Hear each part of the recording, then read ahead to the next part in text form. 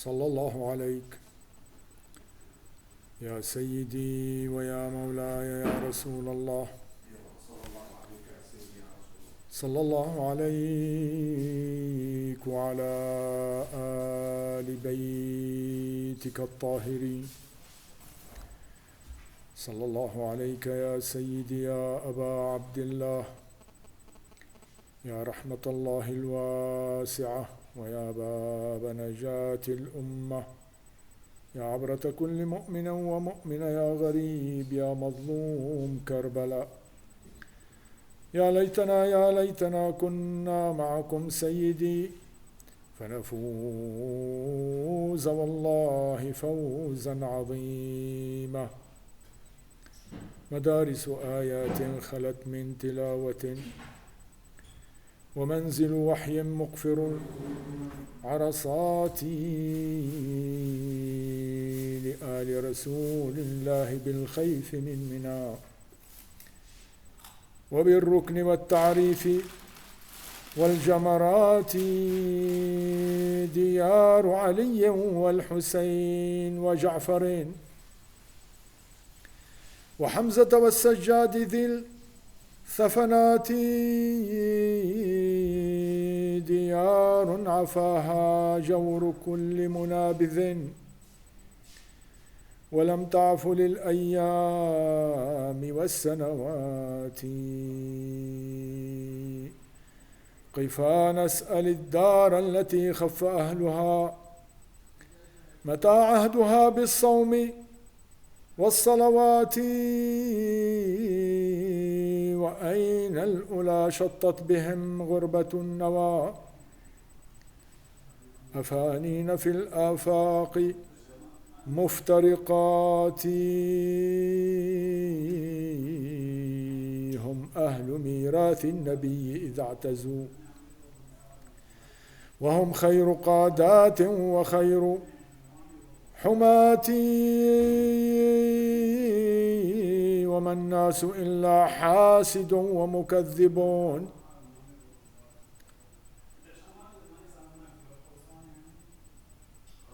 ومضطغن ذو إحنة وترات،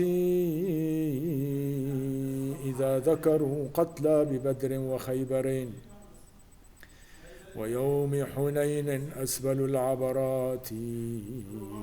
وكيف يحبون النبي وأهله وقد تركوا أحشاءهم وغراتي،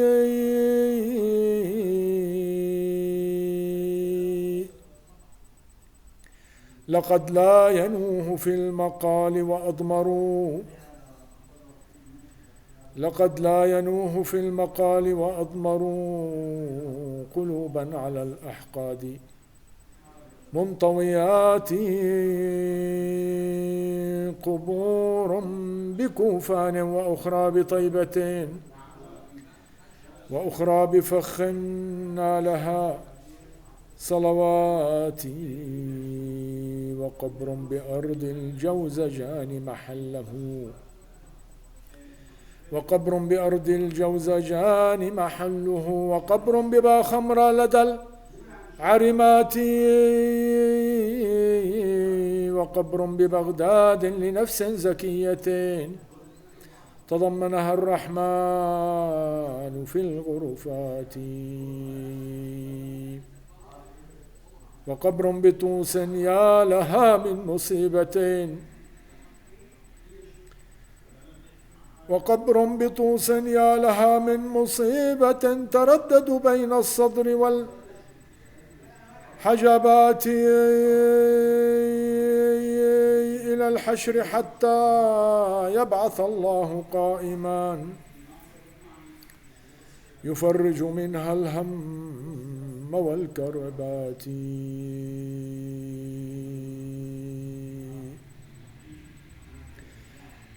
نفوس لدى النهرين من أرض كربلاء، معرسهم منها بشط فرات،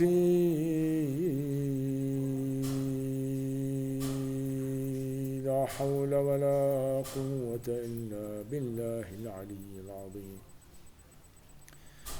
وسيعلم الذين ظلموا آل بيت رسول الله أي منقلب ينقلبون والعاقبة للمتقين.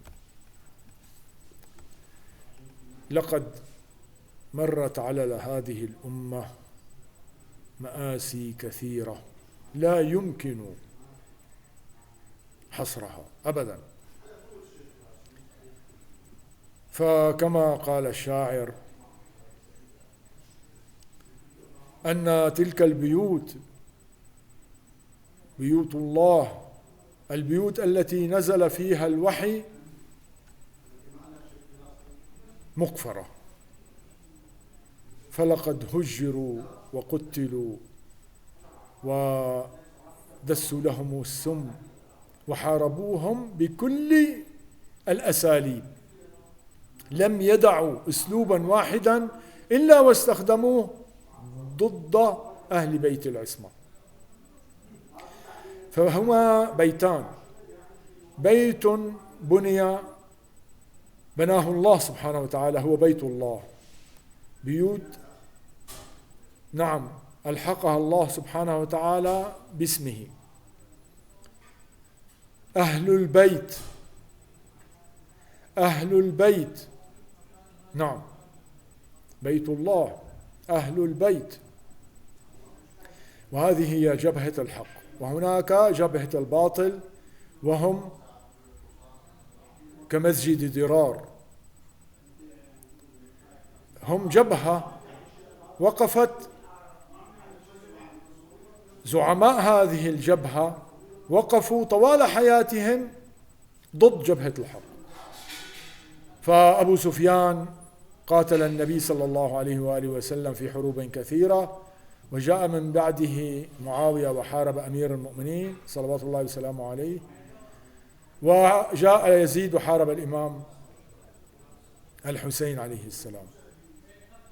طبعا معاوية حارب الإمام علي وحارب الإمام الحسن، ولولا صلح الحسن لم نكن نجلس ونتحدث اليوم بذكرهم، لأنهم كانوا يريدون أن يجتثوا أهل بيت العصمة من جذورهم.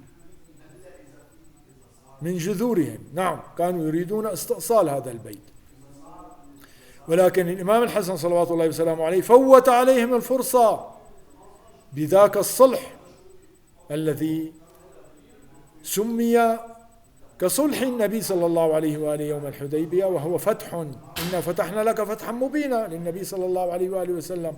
الصلح عبر عنه الله سبحانه وتعالى بأنه فتح، وكذلك ما فعله الإمام الحسن صلوات الله وسلامه عليه، ونحن نعيش أيام وفاته استشهاده صلوات الله عليه. القصة طويلة جدا جدا. الصراع بين الحق والباطل بدأ منذ بذوغ فجر هذا الدين، واستمر حتى وفاة النبي صلى الله عليه وآله شهيدا، حيث دس له السم أفإن مات أو قتل، أو هنا تعني بل باللغة العربية، أفإن مات بل قتل قتلا سما صلوات الله وسلامه عليه. نعم بعدما استشهد النبي صلى الله عليه وآله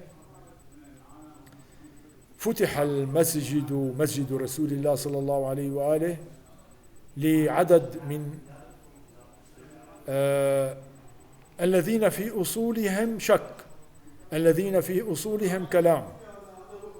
فسح المجال لشخصيات تجلس وتتحدث في مسجد رسول الله صلى الله عليه وآله، وكان المسلمون يكتبون.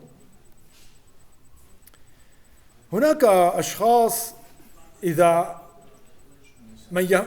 من يهتم بدينه يستطيع أن يدخل ويبحث، يدخل بين الكتب أو في جوجل وما إلى ذلك، يبحث عن الأشخاص الذين سأذكر أسمائهم الآن.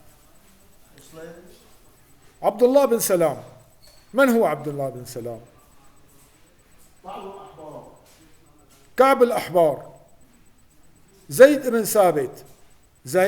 بن ثابت،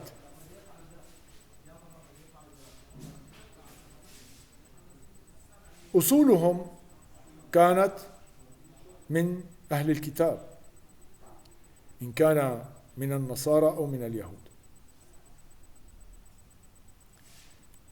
نعم، هؤلاء كان لهم الحظوة في بلاط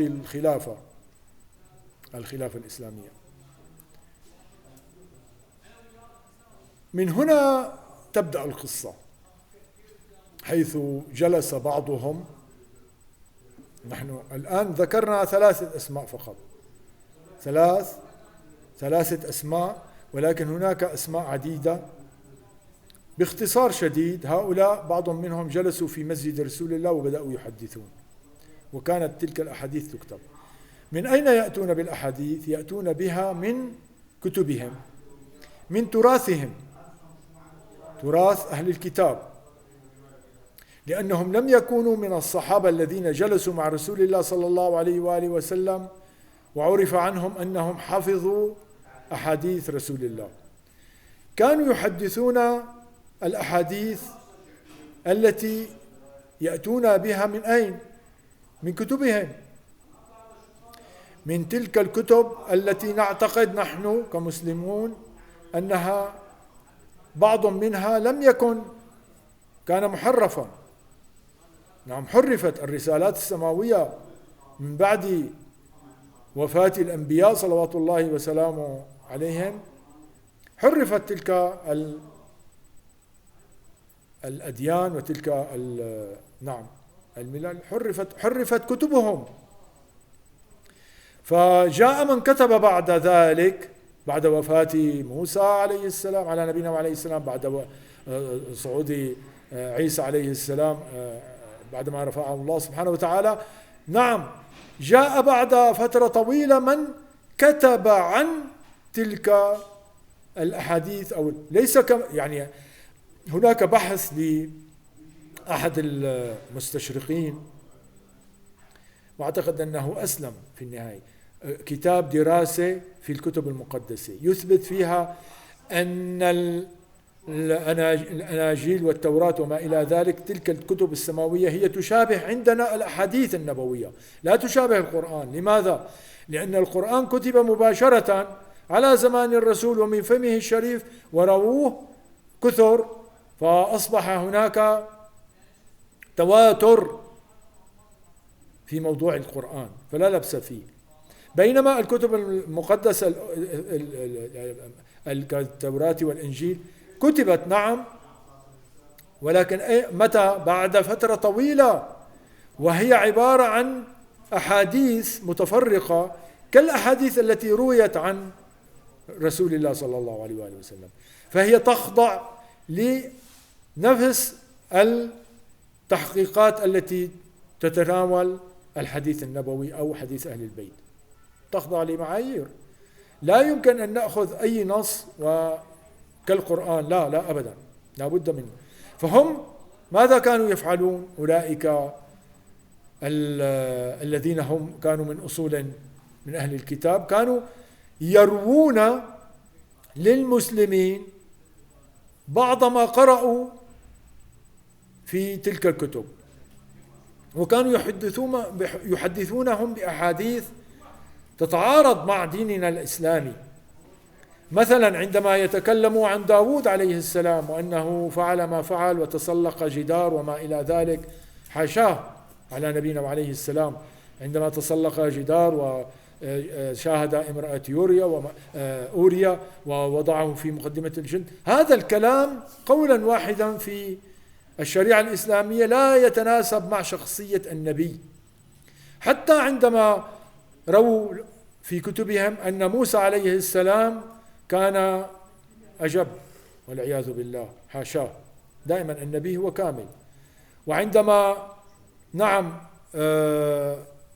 ذهب هو وبعض من بني إسرائيل للسباحة ووضع ثيابه عند حجر، والحجر ماذا فعل؟ أخذ قصة تخربط العقول. نعم، أنه وركض وراء الحجر ويقول ثيابي حجر ثيابي حجر، ثيابي حجر ثيابي حجر، هكذا كان.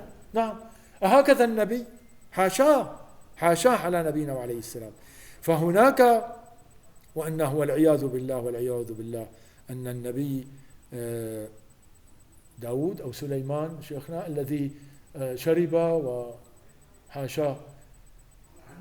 أي نعم عندهم أنا أقصد عندهم. نعم طبعا هي روايات ضعيفة، وأنا هذا الذي أتكلم عليه. أتكلم عن روايات ضعيفة خربطت عقول المسلمين، أنهم جلسوا وشرب ولا ما. هي رواية موسى سوق حجر رواية صحيحة بصحيح البخاري. نعم عندهم صحيحة عندهم ومذكورة بالبخاري شيخ. تمام. طيب هذه الروايات لا تتناسب مع عصمة الأنبياء. النبي صلى الله عليه وآله وسلم وكل الأنبياء السابقين كلهم معصومون. أنت تجد إنسان عادي مؤمن تجد عنده نوع من العصمة، درجة من درجات العصمة، لا يفعل كبائر ولا يصر على الصغائر، نعم ولا يفكر بالحرام وما إلى ذلك. فكيف بالنبي الذي يجب على الناس اتباع؟ تبطل الحجة هناك عقلا قبل أن يكون الأمر نقلا. تبطل الحجة عندما يكون النبي يخطئ والناس مأمورون باتباعه فهم يتبعون المخطئ. لا نستطيع أن نفرق بين الصح والخطأ عنده. الناس العاديين لا يستطيعون أن يفرقوا، لذلك يجب عليهم أن يتبعوه حذو النعل بالنعل في كل كلامه وفعله وتقريره وما إلى ذلك. فإذا كان يخطئ، فإذا كان يذنب، فتبطل حجة الله. الحجة من عند الله سبحانه وتعالى تبطل حجة الله. كيف يحاسب أولئك الناس فيقولون له نحن اتبعناه وهو أخطأ ونحن أخطأنا؟ الأمر لا يتناسب أبدا مع ما يسمى بدين. الدين يجب أن يكون صاحب هذه الشريعة الذي أتى بالشريعة وهو نبي يسير على مواصفة. هذه المواصفة يجب أن يكون متقيدا بها بدقة، والمواصفة التي أتتنا من الباري أي أقصد الشريعة، فأستخدم كلمة مواصفة وإلا هي الشريعة التي نزلت على موسى على نبينا عليه السلام، الشريعة التي نزلت على إبراهيم على نبينا عليه السلام، الشريعة التي نزلت على عيسى على نبينا عليه السلام. هي شريعة ربانية إلهية ليس فيها أدنى شك، ليس فيها خطأ، ليس فيها لا قدر الله انحراف. فعندما النبي يدعو الناس إلى هذه الشريعة فهو أول من يطبقها، فحاشاه أن يخطئ. على كل الأحوال هذا بحث واضح جلي ولا يحتاج أن يبحث الإنسان فيه وأن يكثر الكلام حوله، ولكن ما نريد قوله أن تلك الأحاديث تغلغلت نعم من خلال الكتاب الذين كانوا يحضرون في مجلسي في ذاك المجلس، مجلس أولئك الذين كانوا يتحدثون في مسجد رسول الله صلى الله عليه وآله وسلم ويبثون تلك الأحاديث التي أتوا بها من أين؟ من كتبهم، من أحاديثهم، من رواياتهم. لا أريد أن أطلق الكلمة المتعارفة، هي أحاديث كذا، نعم هي أحاديث كذا وليست أحاديث دينية.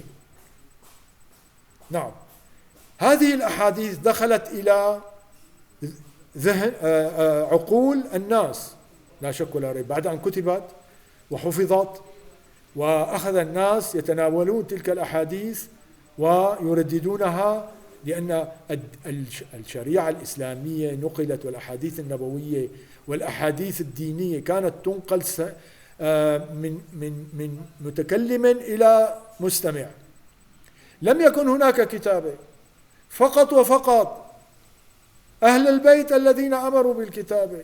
يا أخي انظر إلى التاريخ، ابحث في التاريخ، تجد أن كتابة الأحاديث كانت بأمر من الأئمة صلوات الله وسلامه عليه، وإلا الخلفاء منعوا كتابة الحديث، منعوا كتابة الأحاديث بدعوى أنها تختلط بالقرآن، وهذه دعوة غير ناهضة. لماذا؟ هذا ادعاء وليس دعوة، هذا ادعاء. لماذا؟ لأنه القرآن لغته غير لغة الأحاديث، ولا يمكن للعربي الذي يتذوق اللغة العربية أن يخلط ما بين هذه النصوص الرب الإلهية من كلام الله وبين كلام رسول الله. حاشا لأي إنسان ناطق باللغة العربية يفهم لغة الضاد أن يخلط ما بين القرآن وما بين الأحاديث. على كل الأحوال كان تحت تلك الذريعة أخذت الأحاديث ووضعوها في المياه، في الماء، نعم، وأحرقوا ما أحرقوا منها ومنعوا كتابة الأحاديث ورواية الأحاديث حتى عام 90 تقريبا، عندما سمح بكتابة 90 هجرية، سمح بكتابة النصوص الحديثية بعدما دخلها ما دخلها وغير ما غير فيها. ولكن عند أهل البيت لا، الأمر مختلف. نحن نعتقد أن النبي صلى الله عليه وآله وسلم تراثه كله الحديثي، قوله وفعله وتقريره، كل علوم النبي صلى الله عليه وآله وسلم عند أمير المؤمنين علي بن أبي طالب وأمير المؤمنين صلوات الله وسلامه عليه ورث هذا العلم إلى الحسن صلوات الله وسلامه عليه، ومن الحسن إلى الحسين صلوات الله وسلامه عليه، والحسين إلى زين العابدين، هكذا حتى الإمام الحجة الذي عنده مواريث ليس فقط النبي صلى الله عليه وآله وسلم والأئمة، ولكن عنده مواريث الأنبياء، كل الأنبياء. فالنبي صلى الله عليه وآله كان عنده مواريث الأنبياء، وورث كل هذه المنظومة ورثت لمن؟ للإمام الحجة صلوات الله وسلامه عليه. لم تنقطع تلك السلسلة الذهبية، فكان الأئمة صلوات الله وسلامه عليهم يأمرون أصحابهم الذين يعدوا بالآلاف في مسجد الكوفة فقط. هناك رواية تقول أنه في مسجد الكوفة سمع ذاك أحد أصحاب الأئمة سمع 900 شيخ يقول حدثني جعفر بن محمد الصادق عليه السلام. الحسن بن علي الوشاء سمع في مسجد الكوفة 900 شيخ يتحدثون ويقولون قال جعفر بن محمد الصادق. هكذا حفظ تراثنا مختلف عن بقية النقولات التي أتت إلى إخواننا من المسلمين. نعم فيها الغث وفيها السمين، لا ننكر أن هناك أحاديث صحيحة ومشتركة بيننا وبينهم، ونحن وإياهم في بوتقة يجمعنا الإسلام ويجمعنا الدين وحبنا لمحمد صلى الله عليه وآله ولأهل بيته، والقرآن هو نفس القرآن، والحج نفس الحج، ونفس الصلاة، مع اختلافات طفيفة لا تذكر بيننا وبينهم، الاختلاف بسيط جدا. ولكن هناك أحاديث دست في بعض الكتب الإسلامية بحيث أن هذه الأحاديث ولو أن العلماء الذين يعملون على البحث والتقصي في موضوع الأحاديث لاستنباط درجة الحديث إن كان صحيحا أو موثقا أو صحيحا أو حسنا أو ضعيف أو ما إلى ذلك، لو أخضعت تلك الأحاديث إلى المعايير الموجودة عندهم وعندنا، نفس المعايير عندنا وعندهم، هناك معايير لدراسة أي حديث، لو أخضعت تلك الأحاديث التي نقول عنها أن المحدثين بها كانوا فلان وفلان فلان من موصول من أهل الكتاب كانوا، نعم، لو أخضعت لعرف أنها ضعيفة، كلها ضعيفة، ولكن للأسف دخلت في المنظومة ويتناولها الناس وكأنها أحاديث صحيحة، وإنما هي لا، هي أحاديث ضعيفة حتى عندهم، لنكون منصفين. أليس كذلك شيخنا؟ الإنصاف هكذا يقول أن الأحاديث المروية عندهم والذي منشأها إسرائيليات كما يقولون ضعيفة، نعم كثير، وهناك كثير من الإسرائيليات. كل ما قيل عن الشام والتمجيد بالشام هي أحاديث ضعيفة، حياكم الله. كل ما قيل في تمجيد الشام وأهل الشام والأبدال كلها ضعيفة عندهم. كل ما قيل عن معاوية ضعيف. وأشار لذلك أحمد بن محمد بن الصديق الغماري. وأشار إلى ذلك أحمد بن محمد ابن الصديق الغماري ابن الصديق الغماري المتوفي 1380 في المتوفي 1380. نعم. في كتابه البحر العميق في مرويات في كتابه البحر العميق في مرويات ابن الصديق. نعم، أشار إلى هذا البحث بشكل متكامل. حتى أبو رية رضوان الله عليه رحمه الله، محمود أبو رية، نعم، في أضواء على السنة المحمدية بحث بحثا أشبع هذا الموضوع إلى درجة أنه يصبح كالشمس الواضحة في عز النهار، في وضح النهار. نعم، ليعود كل إنسان منصف يحب أن يطلع على تراث الحديث عند المسلمين، ليعود يا أخي إلى محمود أبو رية رضوان الله تعالى عليه. محمود أبو رية نعم خدم الإسلام خدمة ليس بعدها خدمة. عندما كتب أضواء على السنة المحمدية، هذا الكتاب القيم شرح فيه ماذا جرى على الحديث يا أخي، شرح فيه، وهو الذي يذكر أن زيد بن ثابت وكعب الأحبار وابن وهب وفلان وفلان وفلان أنهم كانوا مقربين من السلطة ومن الحكومات ومن الخلفاء في ذلك، ولكنهم كانوا يضعون الأحاديث نعم هم فقط. طيب في ذاك الوقت كان هناك أئمة، كان الإمام زين العابدين موجود، كان الإمام الحسين، يعني في تلك الأيام كان هناك من أحفاد رسول الله ممن نعم نزل الوحي في بيوتهم نزل الوحي. بسم الله الرحمن الرحيم، إنما يريد الله ليذهب عنكم الرجس أهل البيت. هم أهل البيت، تركوا أهل البيت وذهبوا إلى منابع كدرة، منابع فيها مياه آسنة وليست صافية، تركوا النبع الصافي وذهبوا يشربون. طبعا وأشار عبد الحسين شرف الدين في كتابه المراجعات أحسنت في كتابه أبو هريرة نعم إلى الإسرائيليات الذي أخذها أبو هريرة عن كعب الأحبار. نعم، أشار السيد عبد الحسين شرف الدين في كتابه أبو هريرة، وحتى طه حسين في كتابه شيخ المضيرة أبو هريرة، لا عفوا أبو رية عندما كتب كتاب شيخ المضيرة أبو هريرة أوضح هذا الموضوع جليا.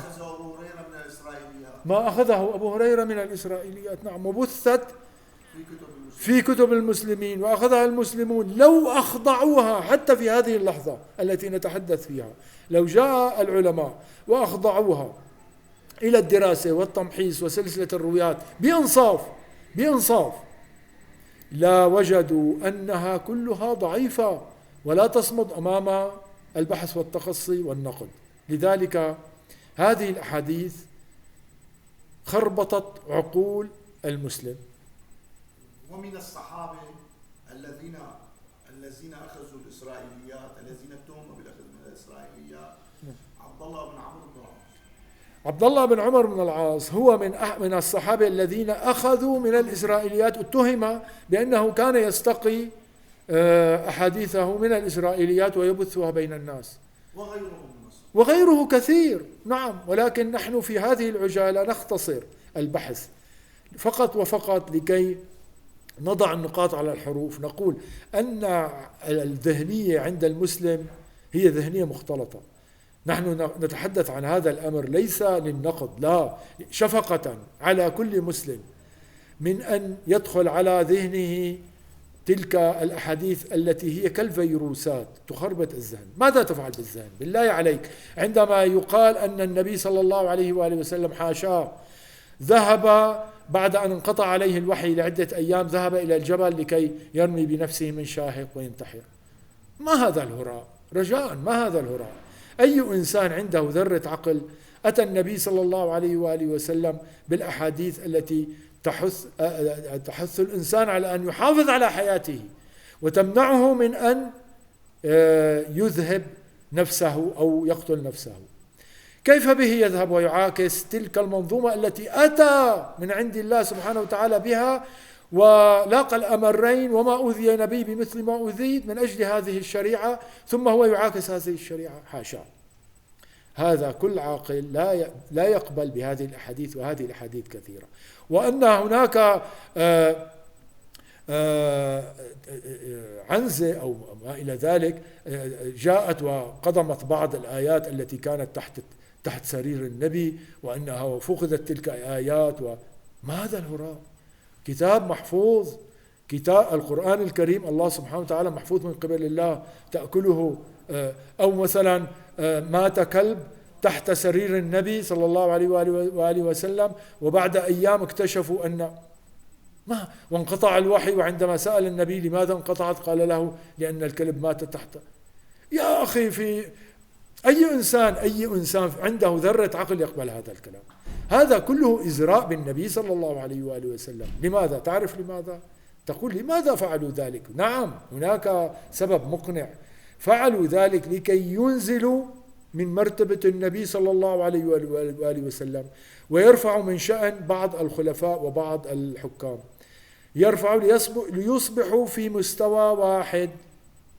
إذا قيل لماذا الصحابي الفلاني فعل الفعل الفلاني، يقال نعم، رسول الله صلى الله عليه وآله وسلم كان يسب، حاشا، وكان من يقول أنه إذا سب أحدهم فهي له رحمة، حاشا صلى الله عليه وآله وسلم.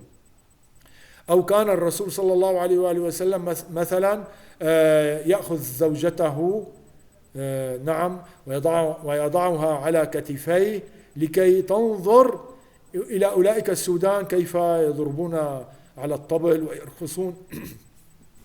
بالله عليك، هل يوجد إنسان عاقل مسلم أو غير مسلم يفعل هذا الفعل؟ يحمل زوجته على أكتافه لكي ترى أولئك السودان وهم شبه عراة تنظر إليه. ما هذا لا يمكن أن نتهم به إنسان مسلم عادي. كيف بنبي أهل الإسلام؟ كيف بنبي آخر الزمان؟ كيف بخاتم الرسل؟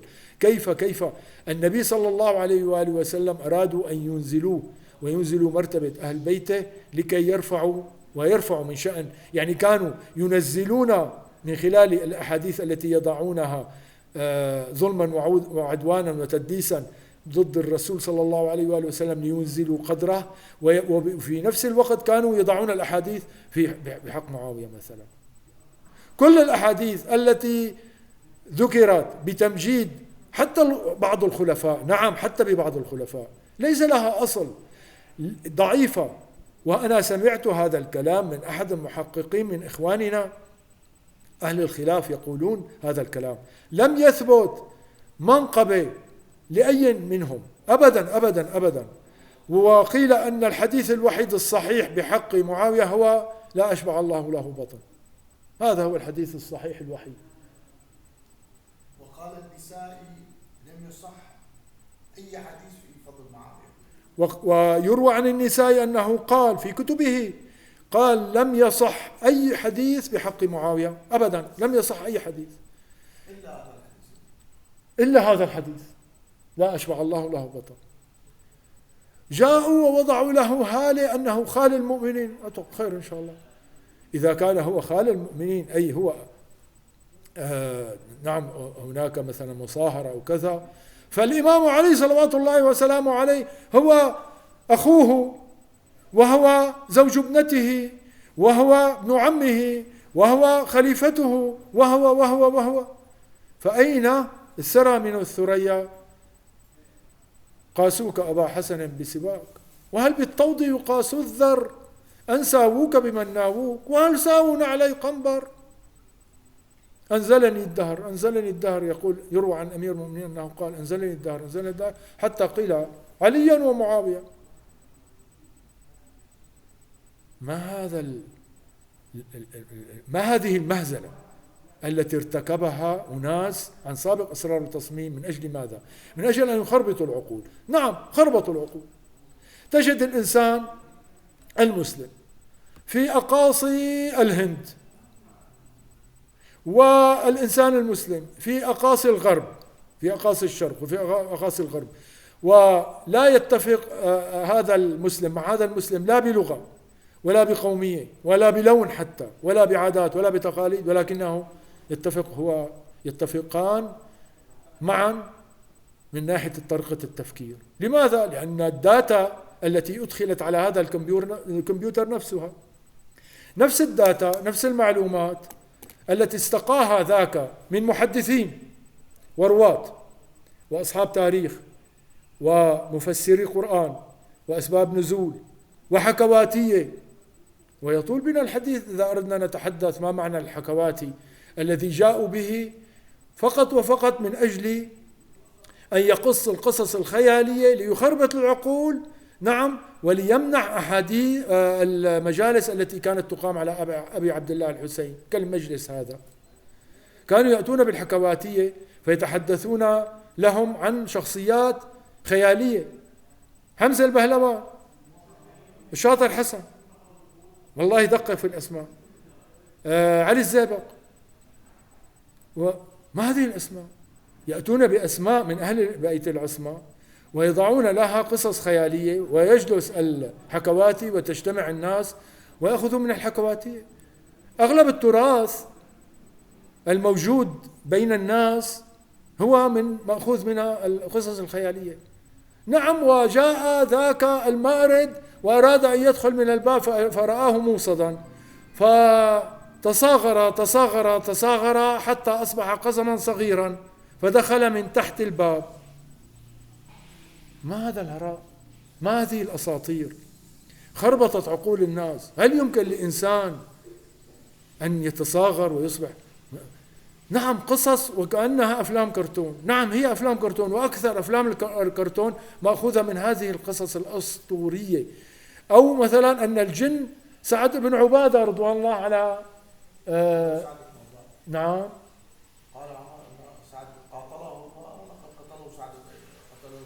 قتله الجن. قال ذهب إلى الصحراء من أجل الخروج إلى يعني بيت الخلاء، نعم، في منطقة، نعم، قريبة من في بلاد الشام، أول بلاد الشام منطقة حوران أو يقال لها درعا أو كذا. فقال قتله الجن. هل الجن يقتل؟ يا أخي، الجن يعيش في عالم ما وراء هذا العالم، لا علاقة له بالإنسان. نعم، ممكن أن يوسوس، ممكن أن يجري مجرى الدم، ممكن أن يمس وليس يمس، وهو يرانا من حيث لا نراه، ولكنه لا يقتل. إذا دخل عالم الجن وبدأ يقتل بالناس، معنى ذلك يجب أن نعقد محكمة من أجل نعم التحقيق في الجرائم التي يرتكبها الجن. ما هذا الهراء؟ ما هذا الكلام الذي يخربط العقول؟ حتى أصبح أكثر الناس صغارا وكبارا وشيوخ ونعم ورجال ومفكرين وكذا يعتقدون هذا الاعتقاد. نعم، تجلس مع الناس يعتقدون أن نعم للجن له تأثير ويمكن أن يقتل. يا أخي، هذه قصص موضوعة من قبل مأجورين وضعهم البلاط الأموي من أجل محاربة أمير المؤمنين. أكبر حملة دعائية في تاريخ البشرية استخدمت فيها المقدرات الإسلامية، واستخدمت فيها أموال بيت المسلمين. هذه الحملة الدعائية شنت ضد أمير المؤمنين. هذا التاريخ بيننا. دفعت الأموال إلى القصاصين والحكواتية والرواة والكتاب وأسباب النزول، كل أولئك نعم أعطيوا الأموال الكثيرة من أجل ماذا؟ من أجل أن يضعوا الأحاديث ضد أمير المؤمنين، ولكنه صلوات الله وسلامه عليه ما زاده ذلك إلا إشراقا إلا انتشارا. ونعم، قالوا له ولعله لابن حنبل أو ما تقول في علي؟ قال ما أقول في رجل أخفى محبوه محاسن خوفا، وأخفى مبغضوه محاسن حسدا، فظهر من بين ذين وذين ما ملأ الخافقين. نعم، لا يزداد إلا علوا صلوات الله وسلامه عليه. تعال وانظر ماذا ترك أولئك الخلفاء إن كانوا بني أمية أو غيرهم، ماذا تركوا من تراث؟ لم يتركوا لنا إلا القصص ألف ليلة وليلة والجلوس في مجالس اللهو والشرب واللعب بالفهود وبالقرود، ونعم والشعراء الماجنين الذين كانوا يتحدثون بالقصص يرون الشعر المتهتك وما إلى ذلك. هذه هي مجالسهم، نعم هذا الذي تركوه. أما أمير المؤمنين صلوات الله وسلامه عليه فترك لنا تراثا يستفيد منه كل البشرية تستفيد من تراث أمير المؤمنين. تحدث في كل شيء وترك علوم استفاد منها كل العالم، وأنت كل هذا الضياء الذي تجده في هذا العالم من نور نتيجة الكهرباء ومن نور الحكمة ومن نور المعرفة. قبل المادي هناك النور المعنوي الذي نعم هو بنى الأرواح وبنى الأنفس وبنى القلوب وبنى علم التوحيد. بالله عليك اذهب ودقق، وهذا أمامك محرك البحث. لا يوجد في تاريخ البشرية أبدا أبدا أبدا إنسان واحد مهما يكن هذا الإنسان مرتبته شأنه كذا تحدث في علم التوحيد جملة واحدة. لا يوجد يا أخي، لا يوجد لا يوجد لا يوجد قطعا، لا يوجد إلا أمير المؤمنين. خطب أمير المؤمنين في التوحيد ملأت الخافقين. لولا أمير المؤمنين كيف لنا أن نتعرف على الله سبحانه، على معرفة الله؟ كيف لنا؟ لا يوجد سبيل، لا يوجد سبيل. ولقد روى المسعودي في كتاب مروج الذهب أنه جمع لأمير المؤمنين صلوات الله وسلامه عليه 400 خطبة في التوحيد في كافة العلوم ومن بينها علم التوحيد. 400 خطبة. العلماء والأدباء نعم جمعوا المؤرخين والعلماء وجمعت نعم من قبل العلماء والأدباء والشعراء، ومنهم رحمه الله الشريف المرتضى الرضي في نهج البلاغة. نهج البلاغة هو انتقى بعض من الخطب، ليس كل خطب أمير المؤمنين 400 خطبة كما يقول المحقق الشيخ أطال الله في عمره، يقول 400. ومن المسعودي نعم بداية القرن الرابع، في بداية القرن الرابع، نعم لعله قبل الشريف الرضي. إذن أمير المؤمنين صلوات الله وسلامه عليه كالشمس التي لا يمكن مهما نعم كان السحاب كثيفا فإنه لا يمكن أن يستر ضياء أمير المؤمنين. فشمسه تسطع على هذا العالم، شمسه المضيئة تسطع على هذا العالم، وإن كانت الأقلام والأبواق تحاول أن تضع الحواجز لكي لا يصل هذا النور، ولكن النور وصل. وهناك الكثير من علماء الغرب قبل الشرق أقروا بأن المنظومة التي جاء بها أمير المؤمنين وهي كتابه إلى عهده إلى الأشتر، هذا العهد والذي هو أكبر خطبة لأمير المؤمنين، أكبر كتاب لأمير المؤمنين، نقصد بالكتاب يعني المقالة أو الخطبة أو التعليمات توضع في نعم نسميها كتاب. أكبر كتاب لأمير المؤمنين هو الكتاب الذي أرسله أو أعطاه إلى الأشتر رضوان الله تعالى عليه، وهو في كل فقراته وفي كل كلماته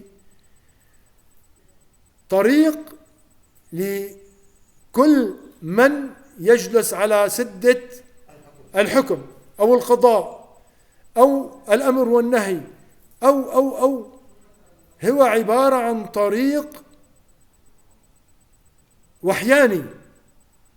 يعني من يقرأ هذا العهد يعلم حق العلم، من يقرأه فقط وهو يتذوق اللغة العربية يعرف أنه في كل جملة إعجاز، في كل جملة إعجاز.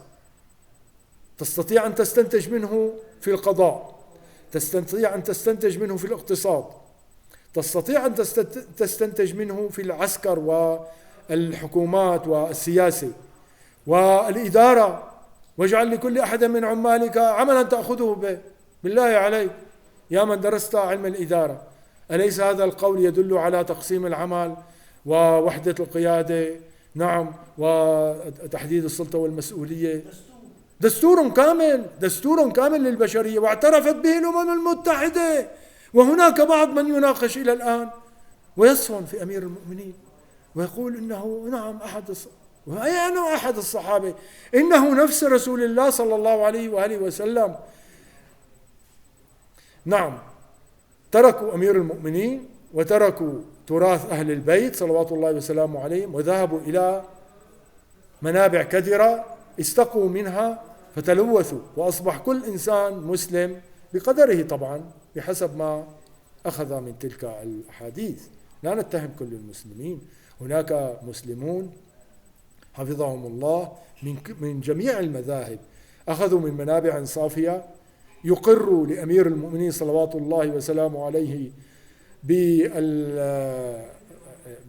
بالولاء ولأهل البيت بالولاء.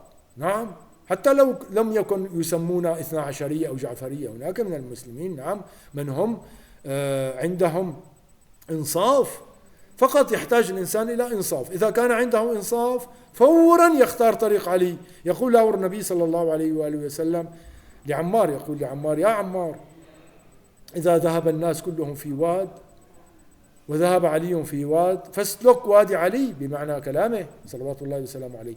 إذن الدعوة إلى قراءة نهج البلاغة، قراءة الخطب 400 التي تركها تراثا لنا أمير المؤمنين صلوات الله وسلامه عليه، الدعوة إلى قراءة قصار الكلمات، حكم أمير المؤمنين والتي تملأ المجلدات.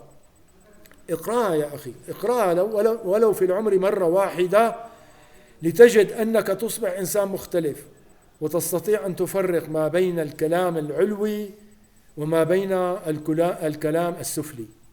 كل الكلام الذي يقال من بعد كلام الله سبحانه وتعالى في كتابه المقدس وكلام رسول الله والآئمة وأمير المؤمنين صلوات الله وسلامه، هذا هو الكلام العلوي الوحياني، مصدره وحي السماء، وبقية الكلمات كلها هي من طبقة دانية مهما كان حكيما الإنسان.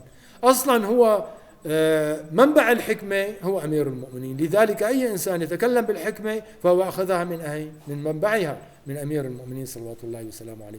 لذلك نجد أن من ترك تلك المنابع الصافية وذهب إلى منابع كدرة أصيب بالفيروسات. هذه الفيروسات منها جسدية ومنها ذهنية تدخل إلى الذهن، كالكمبيوتر الذي يدخل إليه تلك الفيروسات، ما يسمى بالفيروسات، فتبدأ بتخريب المنظومة المعرفية في الداتا الموجودة، المعلومات الموجودة في هذا الكمبيوتر.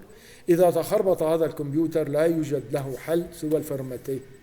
لذلك على الإنسان المسلم إذا كان مهتم بيوم الآخر أن هناك حساب وعقاب وأنه سيقف بين يدي الله، أن يعود ويؤوب ويأخذ من منابع صافية ويترك المنابع الكدرة ويتخلص من تلك الفيروسات، والتي هي أحاديث وضعوها من أجل خربطة العقول. وكل ما نعيشه الآن من تصارعات ومشاحنات على وسائل التواصل واتهامات وما إلى ذلك من نعم قيل وقال، كل ذلك بسبب تلك الأحاديث. إذا هذه الأحاديث وضعناها جانبا لأنها ضعيفة أصلا، لا ترتقي إلى مستوى حديث الأحاد الصحيح، لا ترتقي، هي أحاديث ضعيفة بحيث أنها تهمل، وكلها مصدرها أولئك الذين جاءوا ليخربطوا العقول عن سابق إصرار التصميم. ونختم بقول لأحد الكتاب الذين يمجدوا في تاريخنا الإسلامي، ابن خلدون. هذا ابن خلدون نعم جاء بعلم الاجتماع، ولكن يا من تقرأ لابن خلدون، هل قرأت مقالته التي لا يمكن أن تنزل لا كما يقولون بميزان ولا بقبان، أن الشمس نعم كما يقول ليست حارة وليست باردة في أصلها؟ أنت ابن القرن 21 تقبل هذا الكلام؟ بالله عليك تقبل هذا الكلام من ابن خلدون؟ لن أقول الكثير عنه، لأن نعم الموضوع أكبر منه بكثير، ولكنه هو كان واحد من الذين سعوا أو ساهموا في خربطة العقول. ثم يقول بالحرف، وهذا ما أنقله من الكاتب الذي كشف النقاب أطال الله في عمره. هذا الكاتب جاء ودرس التاريخ كله فاستنتج هذه الخربطة الموجودة. هذا الكاتب أطال الله في عمره وجزاه الله كل خير وضع 9 مجلدات. هذه المجلدات تحدث فيها عن بإسهاب عن كل الأحاديث الغريبة العجيبة التي وضعوها في تراثنا الإسلامي والتي خربطت عقول المسلم. نحن إن شاء الله محبي أهل البيت الذين أخذوا من منابع صافية، نعم لا نشملهم مع هذا القول. لماذا؟ لأنهم أخذوا من منابع صافية، نعم، وحققت أحاديثهم وعرضت على أهل البيت مرارا. 12 إماما صلوات الله وسلامه عليهم خلال 300 عام عرضت عليهم كالمصفاة، عملية تصفية للأحاديث الشريفة من إمام إلى إمام، من إمام إلى إمام، حتى وصلتنا صافية نقية مع بداية الغيبة الكبرى. حتى في أثناء الغيبة الصغرى ألف الأوائل من العلماء رضوان الله تعالى عليهم الكتب المعتبرة التي نعتقد بأنها كلها صحيحة، ولكن نخضعها مع ذلك إلى المعايير التي يخضع أخواننا من بقية الملل، يخضعون أحاديثهم نفس المعايير نستخدمها وهم يستخدمونها. نعم، لماذا؟ لنكون كلنا نعمل ضمن منظومة واحدة، ضمن معايير واحدة. يقول هذا الكاتب أطال الله في عمره في كتابه بحوث في تاريخ أمتنا من الماضي والحاضر، يقول تحت عنوان ما قاله المخطئون في حق العقل. نحن في كتابنا الكافي، نعم، يوجد أول حديث هو حديث العقل، ونثبت أن أول ما خلق الله خلق العقل، قال له أقبل فأقبل، قال له أدبر فأدبر.